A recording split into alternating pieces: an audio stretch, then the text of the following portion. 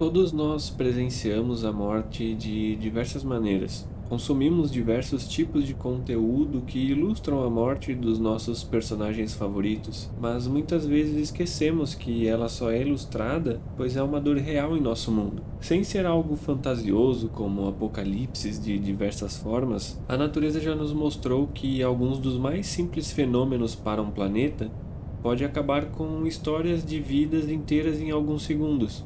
E é aí que eu te pergunto, como você sobreviveria ou pelo menos tentaria sobreviver a um tornado? Ou melhor ainda, como sobreviver aos tornados no filme Twisters? Bom, para quem é novo aqui, eu sou o John. Seja muito bem-vindo ao podcast Como Sobreviver ao Planeta Terra. Se você estiver me ouvindo pelo YouTube, não esqueça de se inscrever e ativar o sininho para sempre receber as notificações. Se estiver me escutando por qualquer outra plataforma de podcast, como Spotify, Apple Podcast, não esqueça de me seguir para também sempre receber os novos episódios.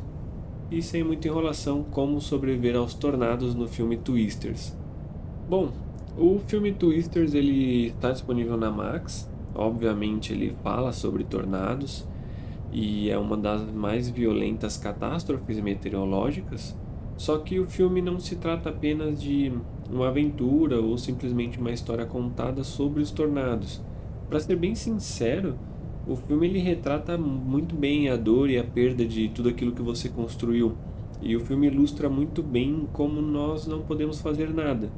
Fenômenos naturais como um tornado só nos lembra de como nós somos frágeis perante o mundo do qual vivemos e quem dirá o universo. Primeiro que é sempre interessante saber como e por que os eventos que exigem nossa sobrevivência são formados ou se tem início. Na maioria dos casos, saber o início, meio e fim às vezes acaba nos dando uma certa vantagem na sobrevivência ou não. Então, os tornados eles nascem a partir de supercélulas, que são nuvens de tempestades violentas, raras e de uma certa longa duração. A característica principal de uma supercélula é a corrente de ar ascendente, que gira em torno de uma grande nuvem de tempestade. Então tudo começa quando uma massa de ar frio e seco se sobrepõe a uma massa de ar quente e úmido. Esse encontro ele acaba gerando nuvens enormes, né? Essas nuvens de tempestade. Às vezes, o ar quente consegue invadir a camada de ar frio, começando a girar no sentido horizontal. Com o tempo, essa rotação ela se ajusta e aí passa a ocorrer na vertical. Esse processo ele tem um nome, ele se chama cisalhamento do vento. Então, nessa etapa, o ar quente e úmido ele sobe para a atmosfera, criando uma área central de baixa pressão, conhecida como eixo vertical, e essa área começa a atrair mais ar ao redor, então acaba aumentando a velocidade de rotação. Quando o ar quente sobe, ele resfria nas camadas mais altas da atmosfera, então a umidade presente no ar atinge o ponto de condensação, formando grandes nuvens de tempestade, que muitas vezes vêm com granizo, que é algo bem comum no decorrer das cenas, né, do filme, que quando eles estão, não é regra, mas de toda forma sempre que se aproximam de um tornado, tem chuva, tem granizo, e com o aporte constante da umidade e energia, o funil de ar rotacionando se forma a partir da base da nuvem. Então, quanto mais o ar gira e se estica, mais definido esse funil fica, né, que é a formação do tornado. Quando ele toca ao solo, oficialmente ele é chamado de tornado. Então, sabendo como um tornado se forma, já dá para você ter uma noção visual quando o ocorrido começa a ter início.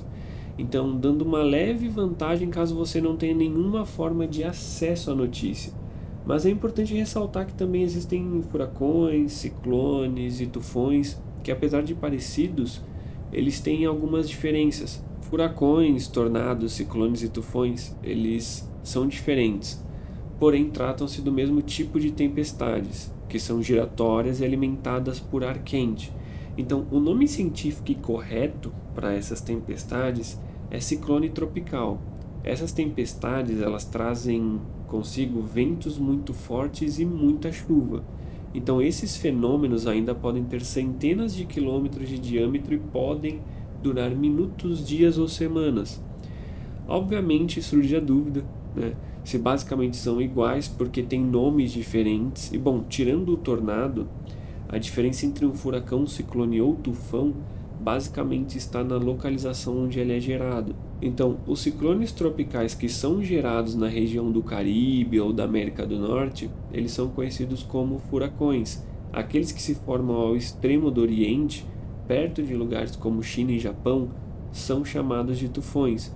E por último, mas não menos importante, aqueles que se formam no Oceano Índico são chamados de ciclone.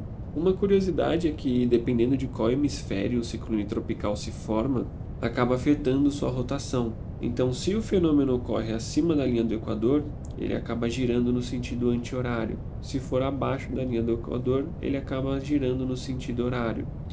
Apesar de não estarmos focados em furacões ou tufões, é importante saber para você ter uma base para que você possa medir a diferença entre uma tempestade no nível de um furacão para um tornado. Então, diferente dos furacões, os tornados eles são fenômenos atmosféricos menores, mas eles são muito mais intensos. Apesar disso ser relativo, mas eu vou chegar lá. Um furacão, para que você tenha noção, ele pode ter o tamanho de um estado inteiro. E eu estou falando de um estado grande. Já um tornado, ele tem o diâmetro que poucas vezes ultrapassa algumas centenas de metros quando toca o solo. Então, para você ter uma noção ainda melhor da diferença de nível de destruição causada, claro, a destruição entre ambos ela pode ser igual, justamente pelo fato de que um tornado ele dura menos tempo e um furacão ele dura mais tempo. Então, um tornado, apesar de ter um nível destrutivo muito grande, ele dura, né, alguns minutos, tendo algumas exceções de tornados que duraram algumas poucas horas. Mas a questão é que um furacão ele pode durar semanas. Então, apesar do nível destrutivo dele não ser tão grande, com o passar do tempo, ou seja, num período de tempo de 2 a 3 semanas que ele dura, a destruição dele se equipara de um tornado. Então, no fim, eles são equivalentes, é só uma questão de tempo. E bom, existem parâmetros para que esses fenômenos eles possam ser medidos e que possam ser criados métodos para que as pessoas possam ter uma segurança maior caso estejam na linha de um tornado. Então, para medir e classificar os níveis de um furacão, uma escala é utilizada. Essa escala ela é chamada de Saffir-Simpson. Ela serve justamente para categorizar os níveis destrutivos, né, de um furacão e a velocidade de rotação dos ventos. Então, para tornados, existe também uma escala, a escala Fujita. Ela foi desenvolvida em 1971 pelo cientista Tetsuya Fujita, da Universidade de Chicago. No entanto, em 2007, a escala ela acabou sendo substituída por uma escala que é chamada de Fujita melhorada. Então, ela classifica os tornados de EF0 até EF5. Essa escala, assim como a de furacões, ela não mede a velocidade dos ventos, né? Na verdade, não é que ela não mede, a intenção dela não é medir e classificá-los por conta da velocidade dos seus ventos, mas sim o nível de destruição causada por tais ventos. Para vocês terem uma comparativa, o furacão Milton, que ocorreu esses dias na América do Norte, ele foi considerado escala 5, ele foi considerado nível 5 na escala Saffir-Simpson, com ventos que chegaram a mais ou menos 245 km por hora. Já um tornado EF5, ele tem sua velocidade mínima de 320 km por hora, podendo passar facilmente esse valor. Então, em 99, um tornado atingiu Oklahoma e seus ventos passavam de 500 km por hora. Mesmo que um tornado ele dure pouco tempo, esse pouco tempo que ele tem vai permitir que ele leve tudo por onde ele passar. Então, uma curiosidade é que, de acordo com o NOAA, que é a Administração Oceânica e Atmosférica Nacional nos Estados Unidos, cita explicitamente que a escala Fujita ela é uma escala de danos e não de ventos.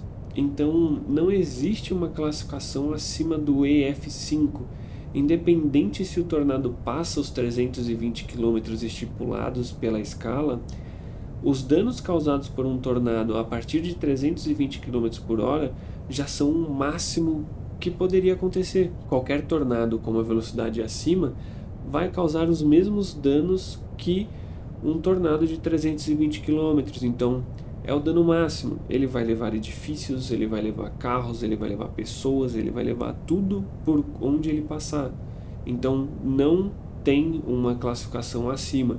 Chegaram até a cogitar, né, colocar uma EF6, mas não teria motivo nenhum, já que a escala ela é feita a partir dos danos e não da velocidade. Então, durante o filme, os caçadores de tornados, eles percorrem uma área de caça atrás de tornados, e isso tem uma explicação. Nos Estados Unidos, obviamente é o país que mais registra eventos atmosféricos como furacões e tornados, ele tem uma localidade específica que acontece com mais frequência esses eventos. Chamado de Tornado Alley, estados como Dakota do Sul, Iowa, Minnesota, Nebraska, Oklahoma, Texas e alguns outros estados, eles fazem parte de uma região que sofre frequentemente com tornados. Essa região, ela costuma ser muito afetada por motivos específicos, fatores que, por conta da sua localização geográfica, dinâmica atmosférica e alguns aspectos da superfície do país, permitem que essa região ela sofra muito com a incidência de tornados. Então, para ser mais específico, três características principais implicam nesse fator.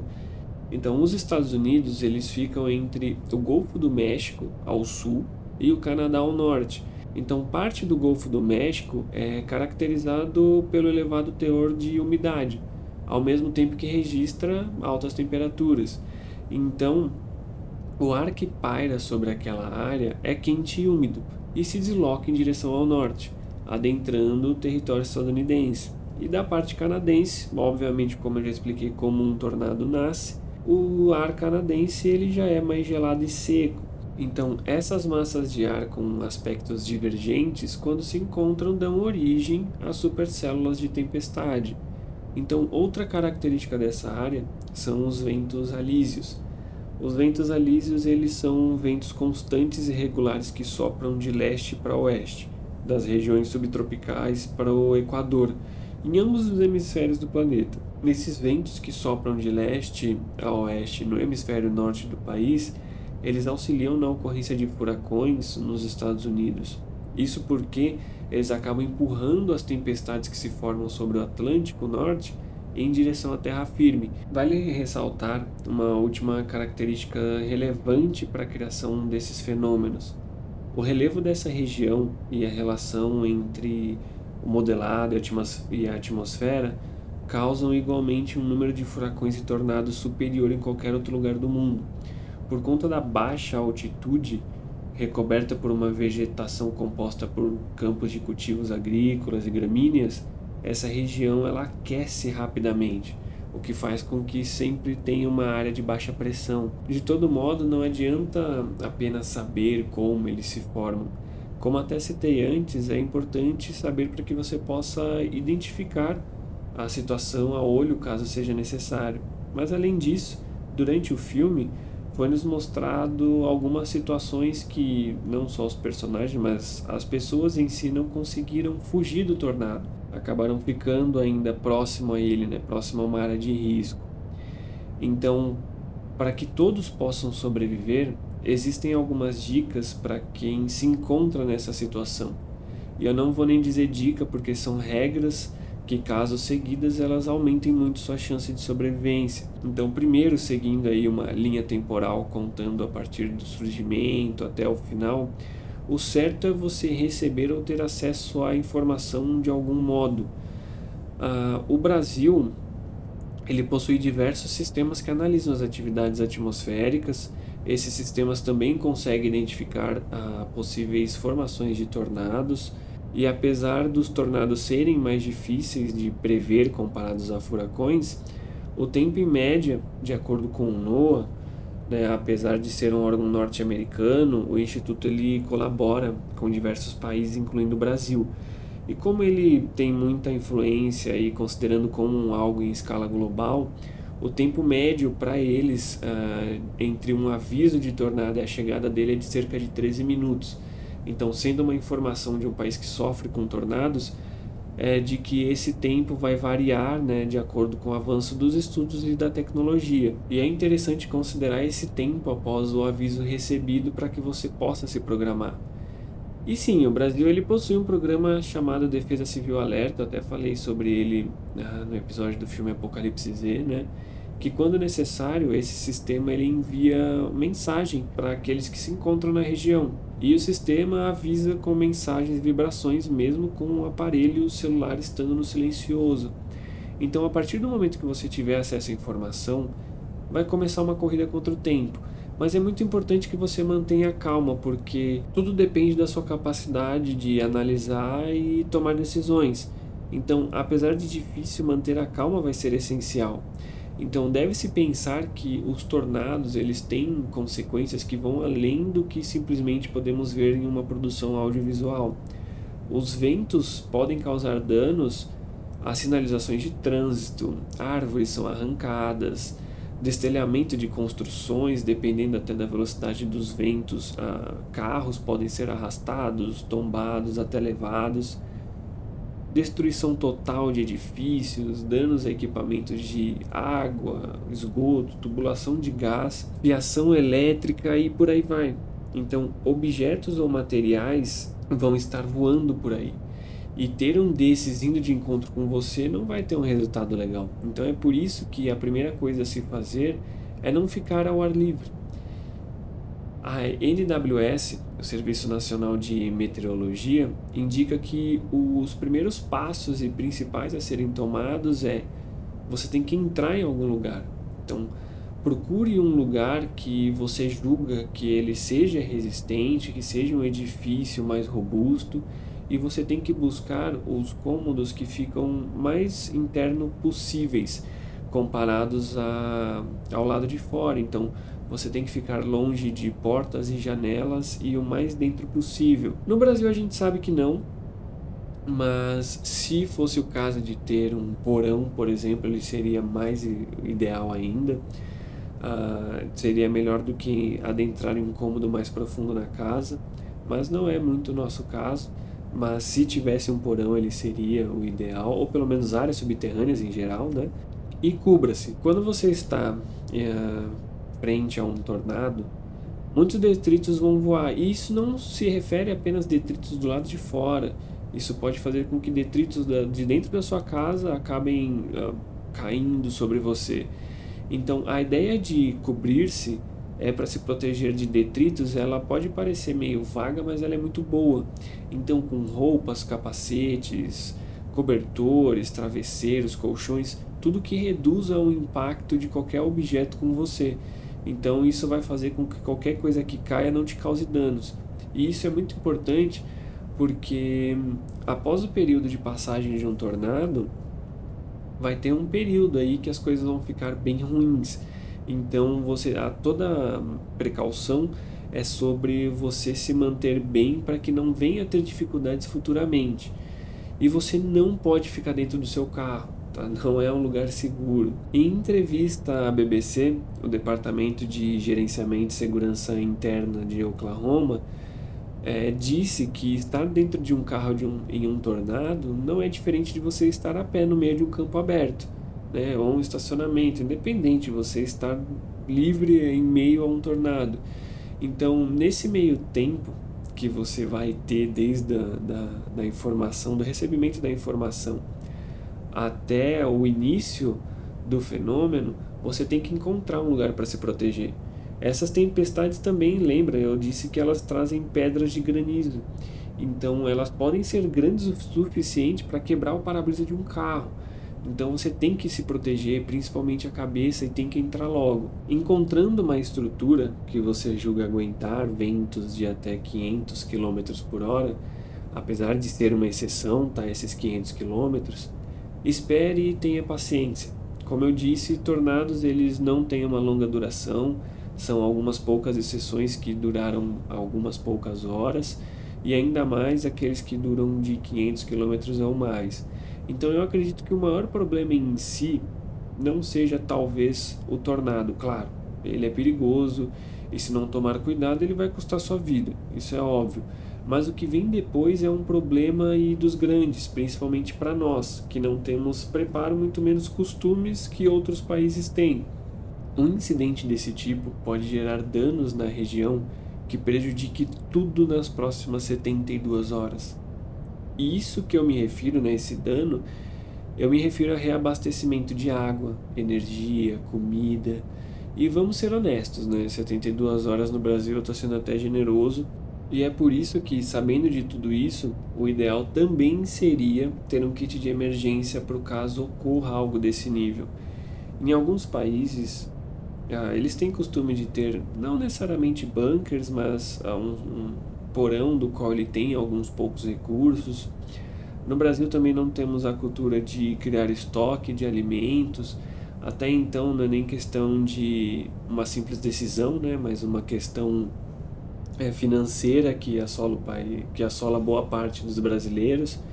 Mas esse kit ele incluiria suprimentos mínimos como água, comida, remédios e tudo que você precisaria para tratar alguns ferimentos, justamente por conta dessas 72 horas onde você, no pior dos casos, você vai estar sem um lugar para se esconder, né, se proteger de qualquer divergência temporal, você não vai ter acesso à comida, à água, você basicamente vai estar jogado à sorte. Então, por isso que o ideal seria ter alguns poucos recursos para que você pudesse se manter bem e de forma menos preocupante nesse período. E isso permitiria, obviamente, que você fique calmo e tranquilo no pós-incidente, né? Assim você poderia focar em só se manter seguro. E é válido lembrar que depois do tornado passar, se for necessária a sua saída do local, o que obviamente talvez venha a ocorrer, fique atento a tudo. Estruturas que foram atingidas, elas ainda podem cair. Fios caídos ainda em funcionamento, vazamentos de gás. Não é porque o tornado passou que você ainda está em segurança. Então, se for sair, use calçado, se vista adequadamente e leve alguns poucos recursos com você se você tiver, tá? E se você for ajudar alguém que precise, eu quero que você pense e analise a situação e ajude apenas se for seguro. E por último, mas não menos importante, no site do governo tem um PDF sobre como agir e se prevenir em caso de tornados. As informações foram catalogadas em 3 partes, né, tendo como antes do incidente, durante e depois.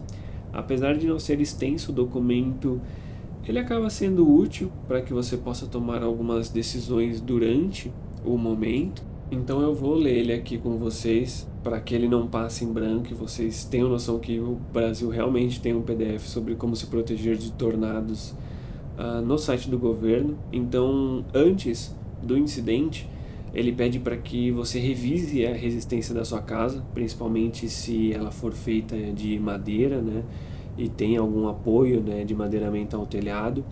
Desligue os aparelhos elétricos e o gás. Coloque no chão todos os objetos que possam cair. Não se abrigue debaixo de árvores, pois há risco de quedas.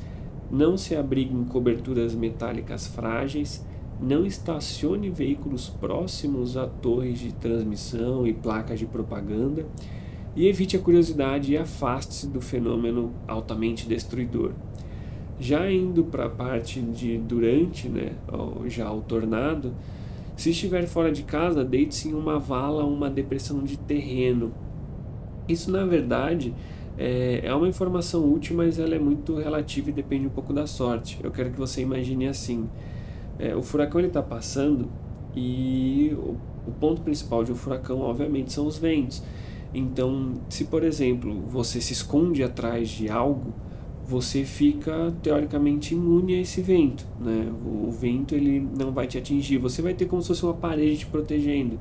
Então, deitando em uma vala ou depressão do terreno é exatamente essa ideia de que você ainda vai estar ao ar livre, mas por conta desse relevo no terreno, você vai estar protegido de ser atingido por detritos, por ventos fortes. Pode parecer complicado e meio antifuncional, mas funciona.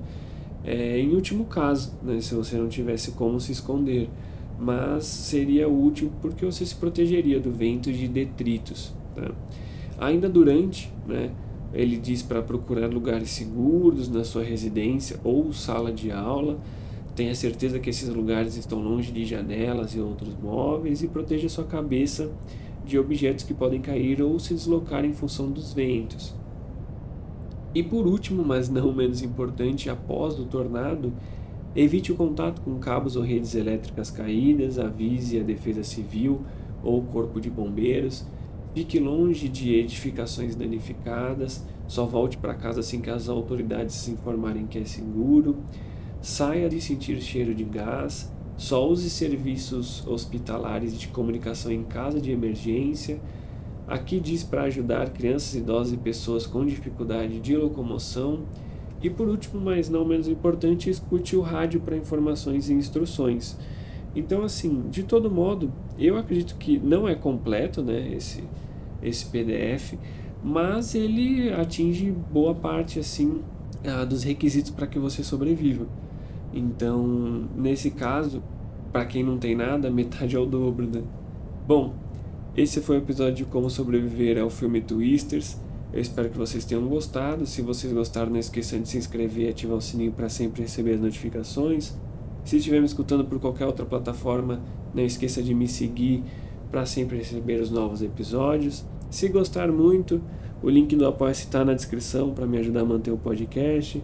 De qualquer forma, bom dia, bom final de semana, boa semana, um beijão para vocês.